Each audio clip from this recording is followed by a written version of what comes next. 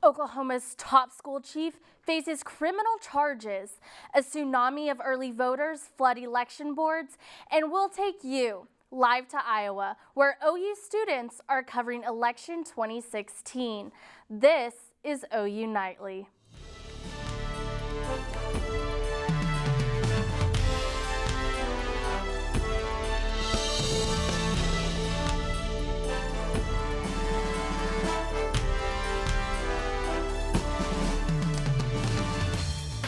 And only 4 days, that is all that's left before Americans can go to the polls. But as campaigns for everything from president to county sheriff put the pedal to the metal, thousands of Oklahomans say they've heard enough and have already either voted by absentee ballot or by voting early in person. That's what hundreds of Cleveland County residents did again today. Stood in long lines for the privilege of casting their ballot before Tuesday when the big crowds hit the polls. This morning, voters trying to drive into crowded parking lots around the election board were turned away by police. Those who persevered were rewarded with a long walk, a long line, and ultimately the satisfaction of doing their civic duty. And election officials warn that tomorrow is the last day to vote early. In Cleveland County, you can vote tomorrow from 9 to 2 at the Cleveland County Election Board or the Moore Norman Technology Center. If you can't vote early tomorrow, your last chance to cast a ballot is at your regular polling place Tuesday, November 8th. The high-profile 2016 election means campaign signs along Oklahoma's streets and highways are popping up like mushrooms. The Department of Transportation warns it's illegal to post signs next to roads and in medians. But as Nightly's Eric Payne reports, in Oklahoma City, there are no warnings. Oklahoma City, like many other metro areas in America, has a small problem, or tens of thousands of small problems every year. The city of Oklahoma City, it's illegal to obstruct any right-of-way, whether it's political signs, whether it's signs for services or goods or what have you. 4 part-time city employees collect 60 to 70,000 signs illegally bordering roadways each year, and that increases by about 15,000 signs during an election cycle. It's all kind of monotonous type work for our people that remove the signs for us. Public right-of-ways vary, but it tends to be the area between sidewalks and the street or in center medians. If you want to have a campaign sign or you want to have signs that would be placed legally, they would have to be back towards your yard. The city doesn't call the people whose signs they pick up, so we did. Rick Warren, the incumbent candidate for Oklahoma County Clerk, told us, "It's my fault. You tell your volunteers to do it right, and they don't. It's hard to control." And while campaign volunteers and others may not be placing signs correctly, the city just picks them up and moves on. Eric Payne, OU Nightly. If you'd like to report an illegally placed sign, you can contact the Oklahoma City Action Center. And OU Nightly's JC Bayless joins us now in the News Center with the latest on what's happening around the world. JC? Hillary Clinton still holds the lead over Donald Trump even after the latest news regarding her emails. Several polls, including the New York Times and CBS News survey, have Clinton with a lead of 3 points. Her lead has varied between 2 and 8 points in most major polls, but even in her weakest moments, Trump has never taken the lead. In advance of the election, U.S. law enforcement is on high alert. Following information about a possible attack by al-Qaeda on the eve of Election Day, U.S. authorities alerted joint terrorism task forces. They point to New York, Texas, and Virginia as possible targets, but no specific threat has been confirmed. And Iraqi government forces continue fighting their way into Mosul. Today they took control of a nearby suburb. Special forces are fighting jihadist fighters in streets and alleys. The UN expressed concern about the 1.5 million civilians living in the city. Hundreds of civilians made their way to a safe camp today, located just east of Mosul. And a jury convicted 2 former allies of Governor Chris Christie for conspiring to shut down the nation's busiest bridge. This was to punish a local mayor who refused to support Christie's re-election bid. Thanks, JC. Shea, it's finally fall. I know it feels so great outside, but Ashley, is this fall weather here to stay? Actually, guys, it really is. Today we have those overcast skies. Right now it's 65 degrees outside, again overcast. Winds are from the northeast at 7 miles per hour. Humidity bit high at 87% for right now. However, highs across the state right now are in the upper 60s and lower 70s. 65 here in Norman, 68 in Oklahoma City, 71 in Enid, 70 in Woodward, excuse me. And then I'll have a look at when those fall-like temps will stick with us, next rain chances, and remember, daylight savings ends on Sunday. Back to you guys at the desk. And still ahead on OU Nightly, Oklahoma Natural Gas will be paying a big fine. Plus, an Oklahoma sex offender is arrested again.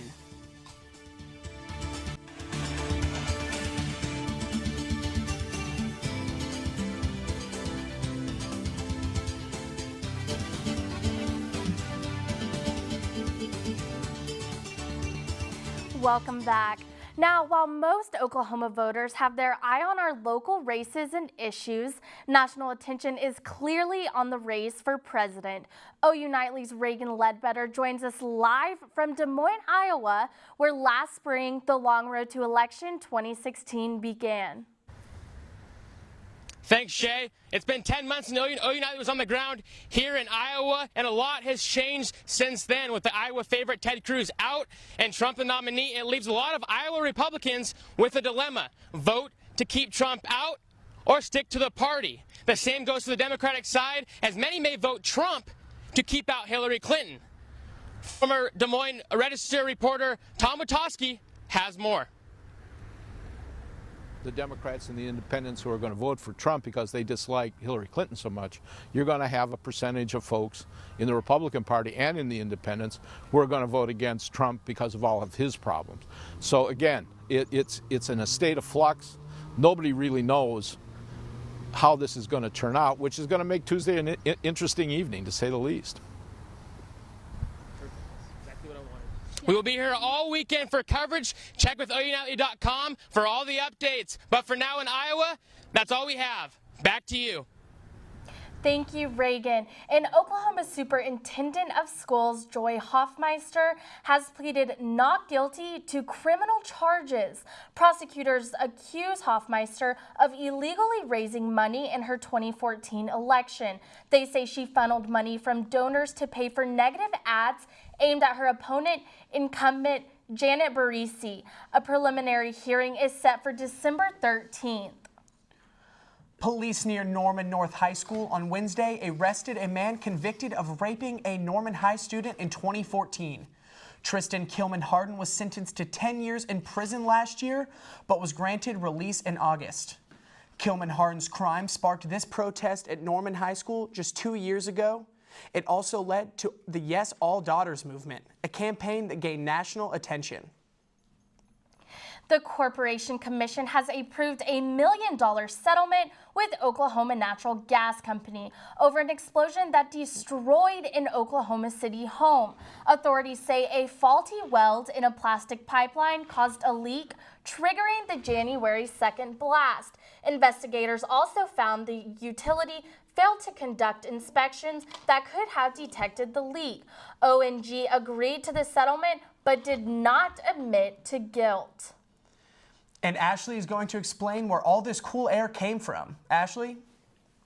Yes, well, those clouds today really help keep the cool temperatures in. Tonight, our lows will get down into the 50s. I'll have more coming up. Well, welcome back to OU Nightly. I'm Ashley Pratt. Our lows tonight will be in the upper 40s as well as the lower 50s across the state. 54 here in Norman, 53 in Oklahoma City. A little bit cooler out there though. Guyman at 44, so a little bit cooler up in the Panhandle. If you are headed out tonight, by 8 p.m. it'll drop down to 62. Partly cloudy throughout the night. Winds will be out of the east-northeast at 7 miles per hour, and those will be decreasing. And then by midnight, we'll get down to 57, so it is going to get a little bit cooler than that for tonight. Highs tomorrow though will be in the upper 60s, lower 70s. We are feeling a lot lot more like fall here in Oklahoma compared to the last few days that we've had, temperatures-wise we've had. Well, we do have a rain system that will be moving through starting Sunday night. That'll bring some heavy rain for us here in Norman. There'll be a line of storms that will move through Tuesday, and this will last until Tuesday morning into Wednesday night as well. We could see up to an inch of rain across parts of the state of Oklahoma. Well, we do not have football this weekend, but we do have the National Weather Festival going on here in Norman at the National Weather Center. It'll be from 10 a.m. until 2 p.m., 58 to start off the festival, 69 to end. Partly cloudy. Those clouds will clear out throughout the day. It'll be mostly sunny.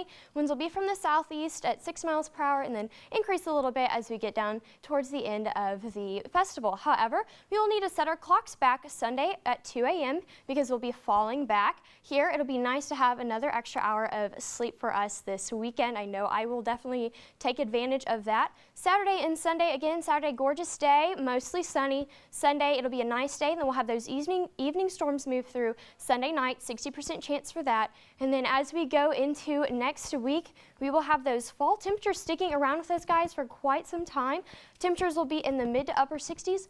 Lows will be in the lower 50s as well. So, you know, it's just going to feel a lot more like fall next week, guys. Oh, I'm so excited for the nice weather. I am too. Sounds like some great weather ahead. Well, that's it for news this Friday night.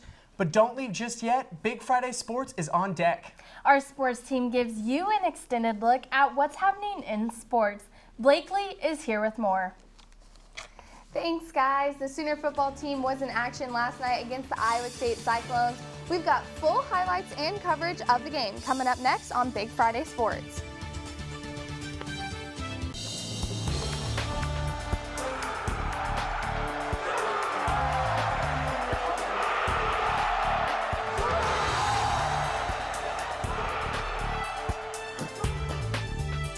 Welcome to Big Friday Sports, everyone. I'm Blakely Durham. And I'm Stephen Mudd.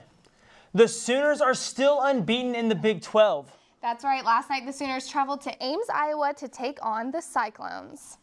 Here in the first quarter, Baker Mayfield drops back, can't find anyone, scrambles, continue to scramble, eventually finds Mark Andrews in the back of the end zone, 7-0 Sooners lead. And 2nd and 10 later in the first, Mayfield finds Jeff Mead on the sideline, who does some laundry and puts that defense on the spin cycle all the way for 6, 14-3 Sooners. Although the Cyclones would strike back as Jacob Park finds a wide open Allen Lazard, 14-10, Sooners still on top. Second quarter now, Sooners trailing 17-14, but not for long. Baker finds D.D. Westbrook for 60 yards, making the Iowa State defense just fall down. Sooners back up 21-17. Just before the half, Sooners are marching and Mayfield hits Dimitri Flowers to go up 28-17 at half. Third quarter now, and the freshman linebacker Caleb Kelly trips up Park right here and gets the sack. First one on the season for Kelly. Halfway through the fourth, Austin Seibert nails a 35-yard field goal to punt the Sooners up 10. 4th and 8 for the Cyclones. They need this one to stay alive, and the Sooners defense does not allow it. Sooners would get the ball back. It would be 3rd and 3 for the Sooners. Handoff goes to Dimitri Flowers, who powers his way for the first down, and the Sooners would run out the clock from there. They win in Ames 34-24. 34-24. Ended in a 34-24 win over Iowa State. Reagan, OU is now 6-0 in Big 12 play. You know, I don't know how it's happened. You come into this game without your top 2 running backs, right, a mix of wide receivers, and somehow you're 6-0 heading into Baylor week next week. But the big story tonight was Dimitri Flowers, a guy who comes into this game as the fullback, doesn't get many touches, but the last few weeks has had multiple receiving touchdowns, fades, over the middle. Baker's has really trusted the guy, and then comes in tonight and gets the bulk of the carries over Abdul Adams when all of us thought Abdul Adams would get the bulk of the carries, replacing Joe Mixon. Didn't really see Abdul Adams much in the second half, but you talked about Dimitri Flowers. Huge game for him, and his head coach and offensive coordinator both had great things to say about him. I don't believe I've ever seen a guy do all of that and what he did so well in a game ever. You know, that I've seen a guy play all the positions that he played, run the routes, draw pass interference, catch tough, tight passes, play quarterback for a snap to pick up a first down, run the football for 115 yards, and he had couple of days of practice at it. a few days of practice to do it. So it tells you what kind of an exceptional athlete and person and guy that he is, to be that smart to handle it all as well. He's continued to work hard. He practiced really well last several weeks. We wanted to play him a little bit, and it didn't happen, and he just really kind of asserted himself in practice, and then obviously made some big plays for us tonight. It wasn't all Dimitri Flowers, though. Baker Mayfield had another big night, over 300 yards, 4 touchdowns. Huge night for him. Obviously, over 100 of those yards going to his best friend lately, D.D. Westbrook, who has just turned into a monster. Those two have become a dynamic duo. He kicked off November, just how he finished October. Oh, exactly. But who do you think stood out tonight? To me, it was 2 guys in the receiving, and that was Gina Lewis and Jeffrey Mead. Oklahoma will now get a mini bye week as they are off this weekend. They return to practice Monday, Reagan, to prepare for Baylor at home next weekend. And I'm looking forward to seeing Joe Mixon back. There's no way, you can go into Baylor week at home, turn into a pretty big rival with the Baylor Bears. Getting Joe Mixon back will be huge for the Sooners, but I think you still, maybe add Dimitri Flowers into that game plan a little more than they have in previous games. The Sooners dominated on the offensive side of the ball, even if the score didn't necessarily say so. Sooners had 477 total yards, 28 first downs, and had nearly 37 minutes of total time of possession. Even with the hurry-up offense, the Sooners were able to run the ball and the clock in the second half, gaining yards and points to get the 34-24 win on the road. Well, other than the Sooners and the Cyclones, the entire Big 12 will be in action tomorrow. The Longhorns and the Red Raiders will battle it out first in Lubbock at 11 a.m. Then at 2:30, the TCU Horned Frogs will travel to Waco to play the Baylor Bears. And also at 2:30, Oklahoma State will be in the Little Apple to kick off against the Kansas State Wildcats. And lastly, the Kansas Jayhawks will be in Morgantown to take on the West Virginia Mountaineers at 6 p.m. And some more Thursday night football besides the Sooners last night. We take you to the Pac-12. UCLA against number 15 Colorado first quarter, and QB Mike Faffel intercepts the ball. The Buffs get it, and he would run that back for about 40 yards. Later in the first, Faffel finds Darren Andrews for a 40-yard touchdown to tie up the ball game. Late in the fourth, the Buffs up 13-10, and they seal the win with this punt return. Isaiah Oliver's 65-yard touchdown all the way to the house, and the Buffs stay at the top of the Pac-12 South, winning 19-10. Thursday night football, Buccaneers-Falcons, let's go. Jameis Winston scrambling around finds Mike Evans back of the end zone, 7-0 Bucs lead. Moving to the second quarter, Bucs now trail 13-7, but Winston connects with Evans again, 14-13. Wait a minute, Taylor Gabriel takes the end around for 6, and after that, it was all Matt Ryan and the Falcons. Ryan connects with Patrick DiMarco, and then finds Julio Jones on the beautiful fade route. That man is hard to stop. Falcons would go on to win 43-28. And Chicago is still celebrating. Wednesday night, the Cubs won the World Series for the first time in 108 years. Today, the city was a sea of blue, with the river dyed accordingly, and thousands of fans celebrating at the city parade for the team. 108 years is a long time to wait, and I think the Cubs fans will be celebrating this win for many years to come. Still to come on Big Friday Sports, we'll hear from the men and women's Sooners basketball teams on their upcoming seasons. And Russell Westbrook and the Thunder faced their former teammate Kevin Durant for the first time since July. We've got the highlights up next.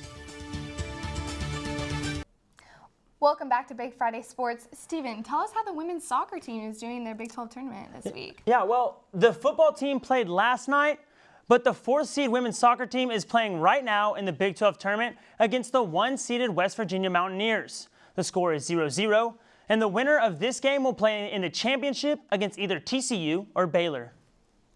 The men's golf team is in Hawaii today, wrapping up their fall season. They are currently tied for 8th place in the tournament, sitting at -1. And the OU men's basketball team will host their first exhibition game next Tuesday against the Washburn Ichabods. Yes, I said the Ichabods. This will be the first game in 4 years that Buddy Hield is not on the roster. For players like Christian James and Kadeem Lattin, they're trying to trust the process and fill the voids that were left. Is it okay if I? Our team now. So it's just a different role that I have to step into, pretty much. It's definitely important. I say last year around this time we were working on new things. I suppose now we're just kind of trying to perfect everything that we've always done. So it's a process and it's exciting, and we've really just taken it and run. And our new guys they've been phenomenal.